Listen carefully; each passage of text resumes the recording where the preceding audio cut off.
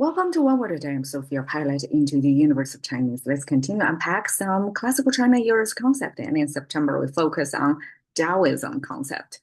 Yesterday, we talked about Miao and Miao Tang, often paired together because Tang is the particular kind of architecture structure that's taller than the average rooftop. It's a high-roofed place, and that's equivalent to English hall, right? So how Chinese express Tang, you see it retain its shape throughout history. If we unpack it, it can be divided into two parts. One is the soil symbol at the bottom, two horizontal lines connected by one vertical line.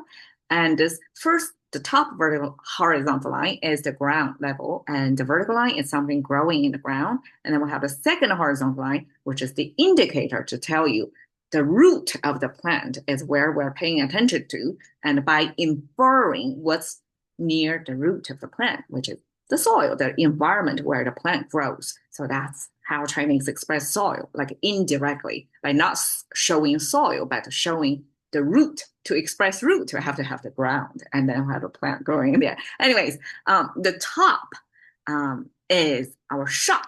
You can see the sound came from the shang. Shang means you admire or you value something. To express our value, you value something. We have the mouse symbol. And the mouse symbol turned out is not to depicting our mouse itself. It's actually a cookware. It's a pot. And those two corners are the handles to the pot. And because cookware associated with the diners, so eventually we use the cookware shape to represent whoever is eating from it.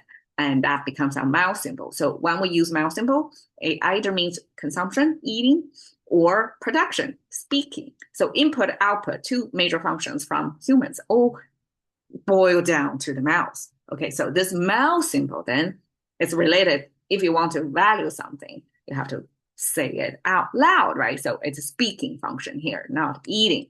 And then we have this arch pointing upward. So upward saying. So that's almost like a visually, like praising something, right? Upward speaking.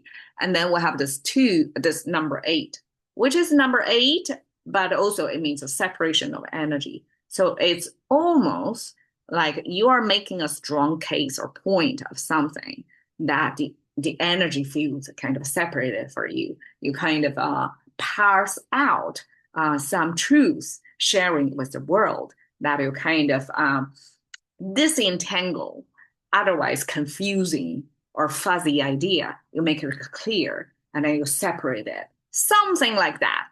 And that's how we express, how we value something, how we praise something. So shang eventually also means a trend because if we value that, that will be trendy, right? So this shang means basically our value judgment at the moment. And paired with the soil symbol to express something is high-roofed structure. Soil, we understand, is the material ancient times. When we build something, lots of times in wood architecture, but when we have soil, that means it's a solidly compact, kind of a brick in architecture. That's the building block. So we use that as a material to build something. And then we value that, and so shang means we prioritize something over something else, right? When we say we value something, it's A over B. It's implied in there. So shang by itself means we prioritize something, and therefore something is higher than others. So this higher paired with this construction material, the soil, then together means higher than normal architecture. And that's the hall, high-roofed building. Miaotang, again, this is our worship place. And then we add the hall to give you a visual of how that space will look like. It's a high-roofed place for you to worship. Lots of times it's ancestor worship. Occasionally it's Confucius worship. And 教堂, teach hall. I believe it's last month we talked about 教. I will also talk about 学. One is teach, one is learn. But when I pair together with Tang, both of them are hall. So one is for teaching hall, the other one is for learning hall. And very interestingly, they point to different C word. Happen to be C word, I just see it. So teach hall is church. And I guess that's how Chinese perceive the Western Christianity, teaching hall is majority of people stay silent.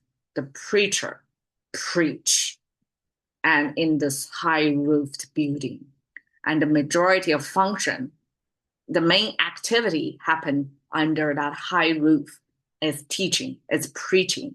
And that's Chinese translation of church versus 学堂 is learning because the majority of the activity happening in there and probably a lot of interactions between students and teacher, which in ancient times is a private tutoring, which is like the ratio between teacher and the students probably very, very low compared to the contemporary public school.